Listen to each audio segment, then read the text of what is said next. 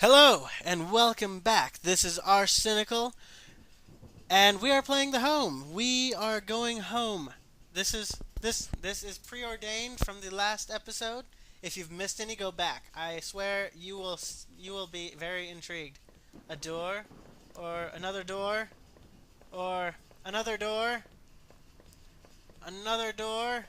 Okay, for the sake of consistency, and not that insane consistency we were working with in the last episode. Today I will actually go in order because it's locked. This wasn't the right gate. I am ridiculous. Chunka chunka. Okay, that was wrong too. I always find the neighborhoods where everything looks the same to be creepy. I mean, that's exactly where you would expect to be hunted down. The gate was locked tight. It wasn't. Oh, a mailbox. Post box. A letter was sticking out, as if someone hadn't pushed it in all the way. I knew it wasn't right, but did I look at the letter? Yes, I did. The envelope was addressed to Norman. There was no return address, but the handwriting looked familiar. I took a deep breath and tore open the package. Rip! Norman, I'm sending you this in a letter because I'm afraid to tell you this in person. What we did, well, it was wrong. My husband... Oh, this is a woman. It wasn't wrong. It was wrong. My husband isn't an easy man to live with, but he is my husband. And your friend. I need some time to sort this out, away from you both. I'm going away for a while. I'm going to tell him. Norman, so don't... don't think you can hold that against me. Maybe we'll work it out. I'm not sure I even want to, but he deserves at least that much. Goodbye. So, so I have been spending the last 3 episodes focusing on finding Rachel, and she's out of the country. Unless she was going into the woods. But neither one of those were Rachel. Rachel, how could you do this to me? Anyway. Okay.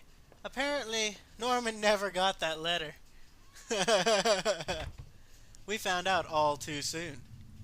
I had entered our backyard. The rain gave me a terrible sense of foreboding, and it chilled me through my clothes.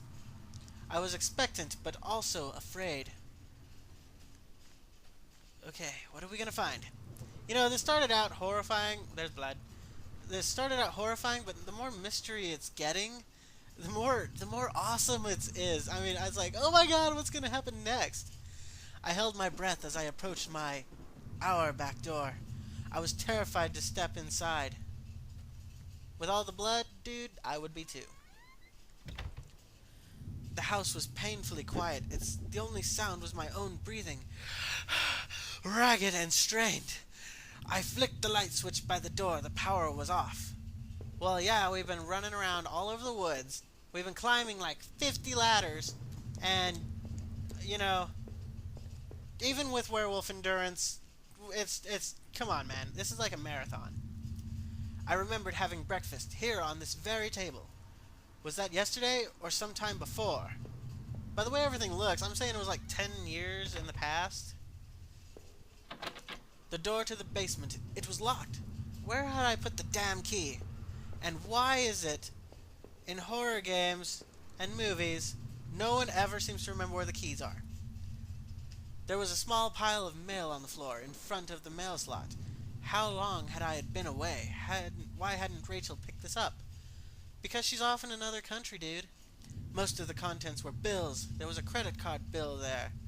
Did I open it? Yeah. I ripped the bill open and read it. To my surprise, it said something about canceling my credit card due to non-payment. What the hell, man? The front door was locked from the inside.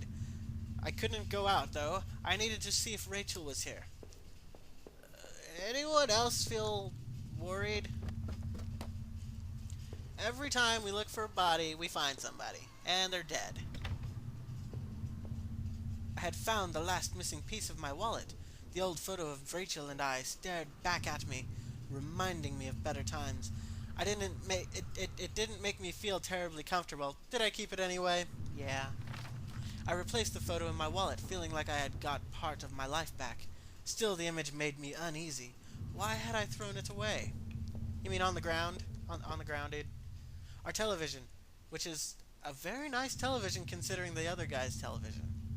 I had purchased it before I knew I was going to lose my job. I felt pretty guilty about it afterward, but by then it was too late. I have said that more often than I care to share. Not that I don't trust you guys are awesome watching my videos. The door was stuck shut. There was an old-fashioned keyhole underneath the handle. A skeleton key. Why do they say old-fashioned? They can just say it's a skeleton key.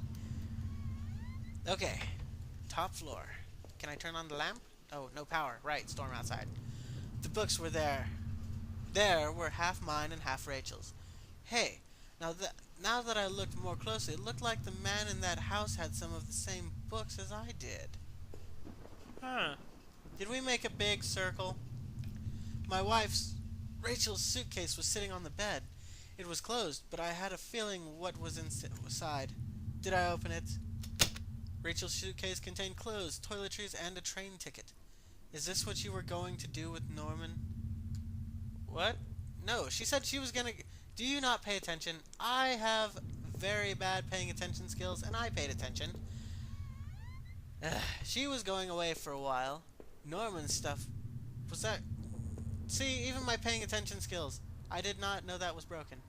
A hallway mill had been smashed, its pieces scattered around the floor. More blood, and I'll go to the room without the blood, thank you. Okay, what are we doing? Computer! My laptop had been left on, and only had a tiny bit of power left. On the screen was a website about the old water tower. There was a key in the top drawer of my desk, and we'll take it. I pocketed the key. It's my key, I'm not stealing it. Unless I steal it from myself. I am a crazy klepto. Okay. The bathroom. A sink which needed to be replaced. One of the taps always stuck, but I hadn't gone around to fixing it yet. We were lucky enough to get a house with one of those wonderful old claw-footed bathtubs. Oh, Rachel. This bathtub gives me so many memories. Okay. Enough fantasizing about pixelated females. And I really hope this is the end, because we're starting to come close. A shut, old-fashioned keyhole, blah, blah, blah, blah, blah, blah, blah, blah, blah. Wait, where was that other door that I couldn't get a... Damn you, attention! Let's go. Down the stairs. And the locked door was... Door number, damn it. What? That was the front door. I found a key, it probably goes here. The unlocked basement. There we go. We're going to the basement, that's never a good idea. Alright. There were old Christmas decorations in the box. The garbage bags were stuffed with old paint cans and supplies. There was a dirty old key in here. An old key? Yes, we need the old key. I put it in my pocket. There were old clothes, tools, and other things we obviously hadn't thrown out yet. And what's this? I had put up this divider wall last summer so we could create a separate room in the basement. I hadn't finished it yet, so the door was stuck, and the drywall was poorly installed. I might have been able to break through if I found something heavy enough. Like us? Why not just charge the door? Sorry if I'm rushing a little. I'm hoping this goes to the conclusion so that I can keep it within the time limit. Doesn't look like it's gonna work. Grimy key I found in the basement went in the door. It looked like the room had been tossed around. The furniture was a mess. Did somebody break in here? They would have broken in through the front door, dude. There was an old crowbar on the floor. Did I need to take it? Yes, we need to see what's down there. Lifted the heavy crowbar and appreciated its weight. I appreciate you, crowbar. There is no way we are going to get through this. So, I'm going to do a sign-off, but I'm pretty sure this is the end. So, if you see me in half a second, screw it, let's knock this down. Did I break through the wall? Yes. With a heave, I swung the crowbar at the wall. I smashed a large hole enough to step through. Creepy hole. As I stepped through the broken wall, my breath caught in my throat. This was it. Was Rachel down there? Was she okay? Rachel! Oh, Rachel! Why are you not down there? Newspaper clippings, blood, blood, don't look. If you can hear that, it's not a good sound. A filthy-looking pile of rags had been dumped in the corner. Stench of them was awful. It made my eyes water. I was terrified to even touch the pile to see what lay within, but I knew I had to. I had come this far. After all this searching, after all I had seen, when I looked within the rags, did I finally find my Rachel? What?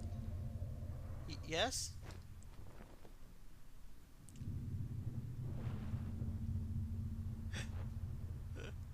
Oh no, my hands trembled as I pulled back the layers of cloth. There, at the center, under all the dirt and mess, was my beloved, my Rachel. Her arms were bruised all over and slashed repeatedly.